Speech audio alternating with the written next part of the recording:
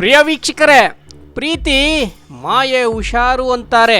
But ಈ ಪ್ರಕರಣದಲ್ಲಿ ಅಯೋಗ್ಯನೊಬ್ಬನ ಸಲುಗೆಯ ಪ್ರೀತಿಯ ಬಲೆಗೆ ಬಿದ್ದ ಯುವತಿಗೆ ಮಾರು ಅಂತ ಬೆಂಗಳೂರಿನಿಂದ ಆಕೆಯನ್ನ ಊಬರ್ ಕಾರ್ ಬುಕ್ ಮಾಡಿ ಎತ್ತಾಕೊಂಡು ಕಾರಲ್ಲೇ ಆಕೆ ಜೊತೆ ಅಮಾನವೀಯವಾಗಿ ನಡ್ಕೊಂಡು ನೀ ಸಿಗದಿದ್ರೆ ನಾನು ಈ ಭೂಮಿ ಮೇಲೆ ಇರಲ್ಲ, ನೀನು ಬದುಕಿರಬಾರ್ದು ಅನ್ನೋ ರೀತಿ ಟಾರ್ಚರ್ ಮಾಡಿ ಕೊನೆಗೆ ಅದೆಲ್ಲಿಂದ ಆ ಪ್ಲಾನ್ ಮಾಡ್ಕೊಂಡು ಬಂದಿದ್ನೋ ಏನೋ, ಆ ಅಪಾಯಕಾರಿ ವಸ್ತು ಅವನಿಗೆ ಅದೆಲ್ಲಿ ಸಿಕ್ತೋ ಏನೋ, ಫೈನಲಿ ತಾನೇ ಹೆಣದ ಬಲೆಗೆ ಅವನೇ ಭಸ್ಮಾಸುರನ ಕಥೆಯಂತೆ ಭಸ್ಮವಾಗಿ ಹೋಗಿರುವ ಭಯಾನಕ ಘಟನೆ ಇತ್ತೀಚೆಗೆ ತುಮಕೂರು ಜಿಲ್ಲೆಯ ಕಳ್ಳಂಬೆಳ್ಳ ಠಾಣಾ ವ್ಯಾಪ್ತಿಯಲ್ಲಿ ನಡೆದಿದ್ದು, ಆ ವೇಳೆ ಸುತ್ತಮುತ್ತಲ ಜನರಷ್ಟೇ ಅಲ್ಲ, ಪೊಲೀಸ್ ಇಲಾಖೆ ಕೂಡ ಕೆಲ ಕಾಲ ದಂಗಾಗಿ ಹೋಗಿ ಯಾರು ನಿರೀಕ್ಷೆ ಮಾಡಿರದಂತ ದುರ್ಘಟನೆ ಸಂಭವಿಸಿಬಿಟ್ಟಿದೆ. ಹಾಗಾದ್ರೆ ಆ ಘಟನೆ ಯಾವುದು ಏನು ಅಂತ ಪೂರ್ಣ ಪ್ರಮಾಣದ ಮಾಹಿತಿ ಪಡಿಬೇಕಾದ್ರೆ ಬ್ರೇಕ್ ಮಾಡದೆ ಈ ಸ್ಟೋರಿ ನೋಡಿ.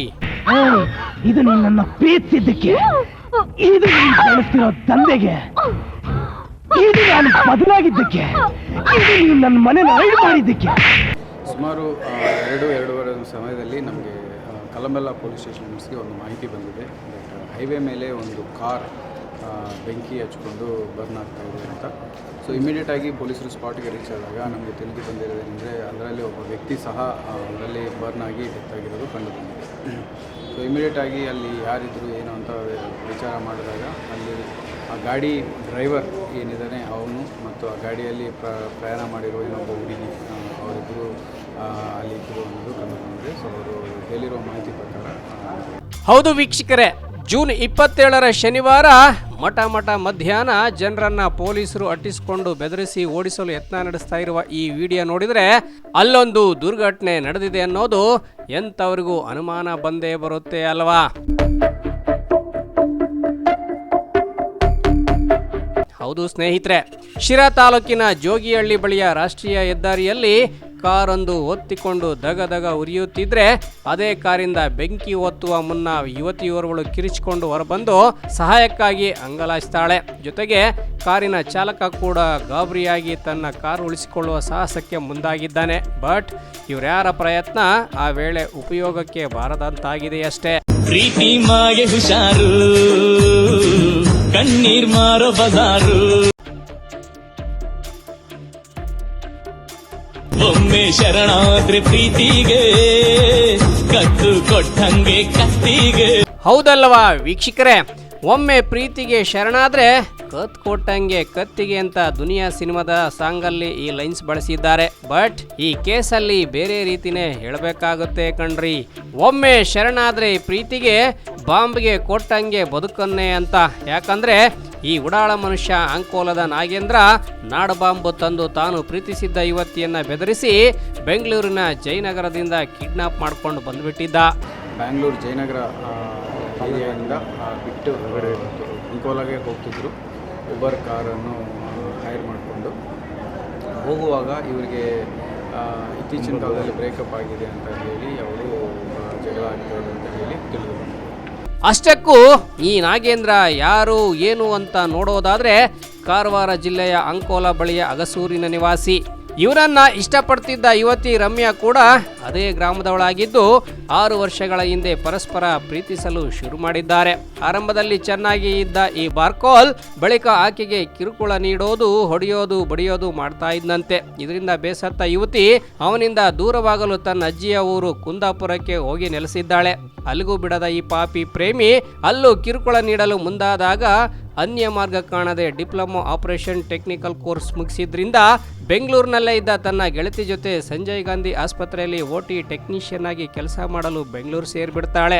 ಆದರೆ ಅಲ್ಲಿಯಾದರೂ ನೆಮ್ಮದಿಯಾಗಿರಲು ಬಿಟ್ನ ಅಂದರೆ ನೋ ವೇ, ನಾನಿನ್ನ ಬಿಡಲಾರೆ ಅಂತ ಅಲ್ಲಿಗೂ ಒಕ್ಕರಿಸಿಬಿಟ್ಟಿದ್ದಾನೆ ಈ ಬುಗ್ಲ ನಾಗೇಂದ್ರ. ಬೆಂಗಳೂರಿಂದ ಪಿಕಪ್ ಮಾಡಿದ್ರೆ ಯಾವ ಏರಿಯಾದಲ್ಲಿ? ಬೆಂಗಳೂರು ಆರಾಮಾಗಿ ಹೇಳಿ. ಒಬ್ಬ ಗಾಬರಿ ಆಗ್ತಾರೆ, ಅದಕ್ಕೆ ಏನು ಸಮಸ್ಯೆ ಇಲ್ಲ. ಇದು ಅಂಕೋಲ ಡ್ರಾಪ್ ಊಬರಲ್ಲಿ ಬಿದ್ದಿದೆ.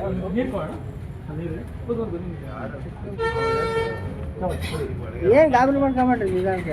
ಊಬರಲ್ಲಿ ಡ್ಯೂಟಿ ಬಿದ್ದಿದೆ ನೋಡಿ. ಇದು ಊಬರಲ್ಲಿ ಹಂಗೆ ಇದೆ. ನಾವು ಟ್ಯಾಕ್ಸಿ ಡ್ರೈವರೇ, ಸಂತೋಷ್ ಅಂತ.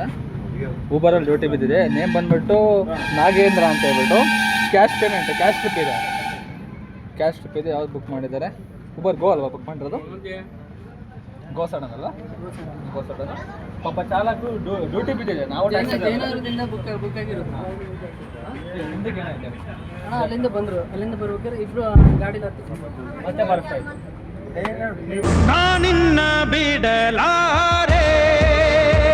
ಹೌದು, ಉಪೇಂದ್ರ ಸಾಂಗಲ್ಲಿ ಹೇಳಿರುವಂತೆ ನೀನು ನಿನ್ನ ದೇಹ ನಿನ್ನ ಮನಸ್ಸೆಲ್ಲ ನಂದೆ ಅಂತ ಹಿಂದೆ ಬಿದ್ದವನು ಮಾಡಿದ ಕೃತ್ಯ ಮಾತ್ರ ಘೋರ ಭಯಾನಕ ಕಣ್ರಿ. ಹೇಳಿರುವ ಮಾಹಿತಿ ಪ್ರಕಾರ ನಡೆದಿರೋ ಘಟನೆ ತಿಳ್ಕೊಳ್ಳಲಾಗಿದೆ. ಸೊ ಇವರು ಮೃತಪಟ್ಟಿರೋರ ಹೆಸರು ನಾಗೇಂದ್ರ ಅಂತ. ಇವರು ಮೂಲತಃ ಅಂಕೋಲ ಕಾರವಾರ ಅವರು. ಮತ್ತು ಅವ್ರ ಜೊತೆ ಬಂದಿರುವ ಹುಡುಗಿನೂ ಸಹ ಅವರಿಗೆ ಪರಿಚಯಿಸಿದ್ರು. ಅವರಿಬ್ಬರು ರಿಲೇಷನ್ಶಿಪ್ಪಲ್ಲಿದ್ದರು. ಸೊ ಇವರು ಇವತ್ತು ಬೆಳಗ್ಗೆ ಸುಮಾರು 11:30 to 12 ಆ ಸಮಯದಲ್ಲಿ ಬ್ಯಾಂಗ್ಳೂರು ಜಯನಗರ ಏರಿಯಾದಿಂದ ಬಿಟ್ಟು ಅಂಕೋಲಾಗೆ ಹೋಗ್ತಿದ್ರು. ಯಾವಾಗ ರಮ್ಯಾ ಬೆಂಗಳೂರು ಸೇರಿದ್ಲೋ ಜೂನ್ 27ರ ಕೃತ್ಯ ನಡೆಯುವ 10 ದಿನಗಳ ಹಿಂದೆ ಬೆಂಗಳೂರಿಗೆ ಒಕ್ಕರಿಸಿದ್ದ ಈ ಭಗ್ನ ಪ್ರೇಮಿ ತನ್ನ ಮನಸ್ಸನ್ನೇ ನಗ್ನ ಮಾಡಿಕೊಂಡು ಆಕೆ ವಾಸವಿದ್ದ ಬಾಡಿಗೆ ಮನೆಯ ಬಾಗಿಲನ್ನ ಜೂನ್ 27ರ ಬೆಳ್ಳಂಬೆಳಗ್ಗೆ ತಟ್ಟಿದ್ದಾನೆ. ನಿದ್ದೆಗಣ್ಣಲ್ಲಿ ಯಾರೆಂದು ಬಂದು ನೋಡಿದ್ರೆ ಅವನೇ ಈ ನಾಗೇಂದ್ರ. ಯಾಕಿಷ್ಟು ಬೇಗ ಬಂದೆ ಎಂದ ರಮ್ಯಾಳ ಜೊತೆ ಗಲಾಟೆಗೆ ಮುಂದಾಗಿ ನನ್ನ ಪ್ರೀತಿಸಿ ಮೋಸ ಮಾಡಿದೀಯಾ, ನಾನಿನ್ನ ಬಿಟ್ಟಿರಲ್ಲ, ನೀನು ನನ್ನ ಬಿಡೋದಾದ್ರೆ ಈ ಭೂಮಿ ಮೇಲೆ ಇಬ್ರು ಇರಬಾರ್ದು, ಬಾ ಹೋಗೋಣ ಅಂತ ಚಾಕು ತೆಗೆದು ಇರಿಯಲು ಮುಂದಾಗಿದ್ದಾನೆ. ಆಗ ಜೊತೆಯಲ್ಲಿದ್ದ ಆಕೆಯ ಗೆಳತಿ ತಡೆಯಲು ಮುಂದಾದಾಗ ಅಷ್ಟೊತ್ತಿಗಾಗಲೇ ಪಿತ್ತ ನೆತ್ತಿಗೇರಿಸಿಕೊಂಡಿದ್ದ ನಾಗೇಂದ್ರ ಬಿಡಿಸಲು ಬಂದ ಪ್ರಿಯತಮೆಯ ಗೆಳತಿ ಮೇಲೆ ಮುಗಿ ಬೀಳಲು ಮುಂದಾಗಿದ್ದಾನೆ. ಪರಿಸ್ಥಿತಿ ಅರಿತ ರಮ್ಯಾ ಆಕೆಗೆ ಏನೂ ಮಾಡಬೇಡ, ನೀನು ಹೇಳ್ದಂಗೆ ಕೇಳ್ತೀನಿ, ನಿನ್ನೆ ಮದುವೆ ಆಗ್ತೀನಿ ಅಂತ ಮನವೊಲಿಸ್ತಾಳೆ. ಆಗ ಓಲ್ವೋ ಕ್ಯಾಬ್ ಬುಕ್ ಮಾಡಿದ ನಾಗೇಂದ್ರ ಅವಳನ್ನ ಕರ್ಕೊಂಡು ಅಂಕೋಲ ಕಡೆ ಪ್ರಯಾಣ ಬೆಳೆಸ್ತಾನೆ. ನಾಗೇಂದ್ರ ಮತ್ತು ಈ ಹುಡುಗಿ ಒಂದೇ ಊರವರು ಅಂತ ಮಾಹಿತಿ. ಸೊ ಅಲ್ಲಿ ಇದ್ದಾಗ ಅವರು ರಿಲೇಷನ್ಶಿಪ್ಪಲ್ಲಿ ಇದ್ದರಂತೆ. ಸೊ ಈಗ ರಿಲೇಷನ್ಶಿಪ್ ವಿಚಾರವಾಗಿ ಜಗಳ ಆಗಿದೆ ಅಂತ ನಾವು ಕಂಡು. ಎಷ್ಟು ವರ್ಷದಿಂದ ಸುಮಾರು 4-5 ವರ್ಷ ಅಂತ ಹೇಳ್ತಾ ಇದ್ದಾರೆ. ನಾವು ಇನ್ವೆಸ್ಟಿಗೇಷನಲ್ಲಿ ಕ್ಲಿಯರಾಗಿ ತಿಳಿಸಿರ್ತೀವಿ. ಯಾವ ಸರ್ ಅಂಕೋಲ ಹತ್ರ ಎಕ್ಸಾಕ್ಟ್? ಅಂಕೋಲ ಹತ್ರ ಹೆಬ್ಬೂರು ಹುಡುಗದು, ಹುಡುಗಿದು ಇನ್ನೊಂದು ಅಲ್ಲೇ ಪಕ್ಕದಲ್ಲಿ ಹಳ್ಳಿ ಅಂತ ಹೇಳ್ತಾರೆ. ಯಾವಾಗ ಬೆಂಗಳೂರಿನಿಂದ ಯುವತಿ ಕಿಡ್ನಾಪ್ ಮಾಡಿಕೊಂಡು ಕ್ಯಾಬಲ್ಲಿ ಹೊರಡ್ತಾನೋ ಆ ಮಾಹಿತಿ ಪೊಲೀಸರಿಗೂ ಮುಟ್ಟಿರುತ್ತೆ.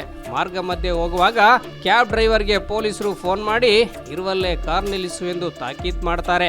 ಇದರಿಂದ ಬೆದರಿದ ನಾಗೇಂದ್ರ ತನ್ನ ಹುಡುಗಿ ಜೊತೆ ಹುಚ್ಚಾಟಕ್ಕೆ ಮುಂದಾಗ್ತಾನೆ. ಯುವತಿಗೆ ಚಾಕುವಿನಿಂದ ಇರಿದು ಹತ್ಯೆ ಮಾಡಲು ಕೂಡ ಮುಂದಾಗ್ಬಿಡ್ತಾನೆ.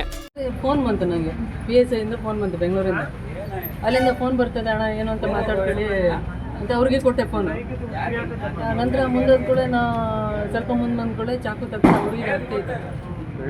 ಹುಡುಗಿಗೆಲ್ಲ ಚಾಕು ಹಾಕಿ ನಾನು ಇಲ್ಲೇ ಇಲ್ಲೇ ಹತ್ತತ್ರ ಬಂದು ಸೈಡಿಗೆ ನಿಲ್ಸೋಕೆ ಪ್ರಯತ್ನ ಮಾಡಿದೆ. ಆವಾಗ ಬಾಂಬಿದೆ ಅಂತ ಆ ಹುಡುಗಿ ಕಿರ್ಚಾಡ್ಬಿಟ್ಲು. ಬಾಂಬಿದಣ್ಣ ಅವನ ಹತ್ರ, ಬಾಂಬಿದೆ, ತುಂಬ ಟಾರ್ಚ್ ಆಗ್ತಿದ್ದೆ ನನಗೆ, ಹಂಗೆ ಅಂತ ಕಿರ್ಚಾಡ್ಬಿಟ್ಲು.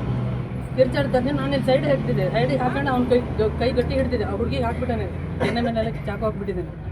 ನಾನು ಹಿಡ್ಕೊಂಡಿದ್ದೆ, ಅವ್ನ ಕೈ ಹಿಡ್ಕೊಂಡಿದ್ದೆ. ಆಟೋದವ್ರಿಗೆ ಬೈಕ್ನವ್ರು ಕರೀದೆ, ಅಣ್ಣ ಒಂಚೂರು ಬರೋಣ ನಾನು ಗಾಡಿ ಹೋಗ್ತದೆ ಅಣ್ಣ, ಬರೋ ಅಂತ ಕೂಗ್ತಾ ಇದ್ದೆ. ಈ ಕಡೆಯಿಂದ ಒಬ್ರು ಬೈಕ್ನವ್ರಿಗೆ ಹೇಳಿದೆ, ಅಣ್ಣ ಆ ಕಡೆಯಿಂದ ತೆಗಿಯೋಣ. ನಾನು ಅವ್ನ ಒಳಗಡೆಯಿಂದ 2-3 ತಾಸು ಇದ್ದೆ ಹೋಗಿದ್ದೆ. ಇಲ್ಲ ಹೊತ್ತಾಗಿದ್ದೆ ನಾನು. ಹೌದು, ಎಸ್ತಿದ್ದೆ. ನನ್ನ ಗಾಡಿ ಸೇಫ್ ಹೋಗಿ ಮುಖ್ಯ ಆಯಿತು. ಅವ್ನು ನೋಡಿದ್ರೆ ಇಲ್ಲ ಅಂತ ಹೇಳ್ಕೊಂಡು ನನ್ನ ಯಾವ ಥರ ಕರ್ಕೊಂಡ್ಬಂದಂತೆ ಸರ್ ಬೆಂಗಳೂರಿಂದ? ಸೊ ಅಲ್ಲಿ ನಮಗೆ ಸಿದ್ದಾಪುರ PS ಇಂದ ನಮಗೆ ಮಾಹಿತಿ ಬಂದಿದೆ ದಟ್ ಈ ಥರ ಅಲ್ಲಿ ಒಬ್ಬ ಹುಡುಗಿಯನ್ನು ಫೋರ್ಸ್ಫುಲ್ಲಾಗಿ ಕಿಡ್ನಾಪ್ ಮಾಡ್ಕೊಂಡು ಕರ್ಕೊಂಡು ಹೋಗ್ತಾ ಇದ್ದಾರೆ ಅನ್ನೋದು. ಆ ಮಾಹಿತಿನೂ ಸಹ ತಿಳ್ಕೊಂಡು ನಾವು ಇಲ್ಲಿ ಆ ಹುಡುಗಿನ ರೆಸ್ಕ್ಯೂ ಮಾಡಲಾಗಿದೆ. ಕ್ಲೈಮ್ಯಾಕ್ಸ್ ಏನಾಗುತ್ತೋ ಎಲ್ಲ ರಿಯಲ್ ಆಗೇ ಶೂಟ್ ಮಾಡ್ತೀನಿ, ಅದೇನಾಗುತ್ತೋ ಆಗಲಿ. ಮುಗಿದೋರಿಲ್ಲ ಕಡೆ ಕತೆ, ಇನ್ನು ಕ್ಲೈಮ್ಯಾಕ್ಸ್ ಬಾಕಿ ಇದೆ. ಕ್ಲೈಮ್ಯಾಕ್ಸ್ ಶೂಟಿಂಗ್ ಬಾಕಿ ಇದೆ ಕಡೆ, ಮಾಡ್ತೀನಿ ನಿನಗೆ.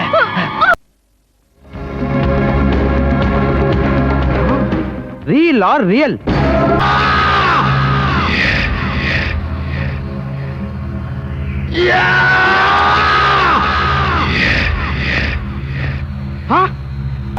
ನನಗೆ ಗೊತ್ತು ನೀನ್ ದೊಡ್ಡ ಹೀರೋಯಿನ್ ಅಂತ. ಏನ್ ಮಾಡೋದು, ನಾನು ನನ್ನ A-film ಕಂಪ್ಲೀಟ್ ಮಾಡ್ಲೇಬೇಕು. I am sorry. ಹಾಗಂತ ನಿನ್ನ ಹತ್ರ ಪುಕ್ಸಟೆ ಕೆಲಸ ಮಾಡಿಸ್ಕೊಂತ ಇಲ್ಲ. ಇಲ್ಲಿ ಇದೆಲ್ಲ ನಿನಗೋಸ್ಕರ ನಾನು ತಂದಿರೋ ದುಡ್ಡು.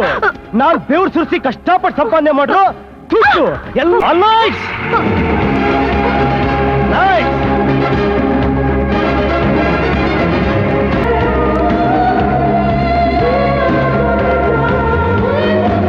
ನೋಡಿದ್ರಲ್ಲ ವೀಕ್ಷಕರೇ ಈ ವಿಡಿಯೋವನ್ನ. 2.5 ದಶಕದ ಹಿಂದೆ ಉಪೇಂದ್ರ ನಟಿಸಿ ನಿರ್ದೇಶನ ಮಾಡಿದ ವಯಸ್ಕರಿಗಾಗಿ ಅನ್ನೋ ಟ್ಯಾಗ್ ಲೈನ್ ಹೊಂದಿದ್ದ ಸಿನಿಮಾ ಥೇಟ್ ಈ ಸಿನಿಮಾ ಸ್ಟೋರಿಯನ್ನೇ ಹೋಲುತ್ತೆ ಈ ನಾಗೇಂದ್ರ ಅಂಡ್ ರಮ್ಯಾ ಲವ್ ಕಹಾನಿ. ಅಂದು ಚಾಂದಿನಿ ಒಲಿಸಿಕೊಳ್ಳಲು ಉಪೇಂದ್ರ ನಾನಾ ಕಸರತ್ತು ಮಾಡಿ ಹಿಂಸೆ ನೀಡಿದ್ದ ಚಿತ್ರವದು. ಇಲ್ಲಿ ನಾಗೇಂದ್ರ ಕೂಡ ಉಪೇಂದ್ರಗಿಂತ ಒಂದು ಹೆಜ್ಜೆ ಮುಂದೆ ಹೋಗಿ ರಮ್ಯಾ ಒಲಿಸಿಕೊಳ್ಳಲು ಹಿಡಿದಿದ್ದ ಮಾರ್ಗ ಆ ಸಿನಿಮಾ ಸ್ಟೋರಿಯನ್ನೇ ಮೀರಿಸುತ್ತೆ ಕಣ್ರಿ.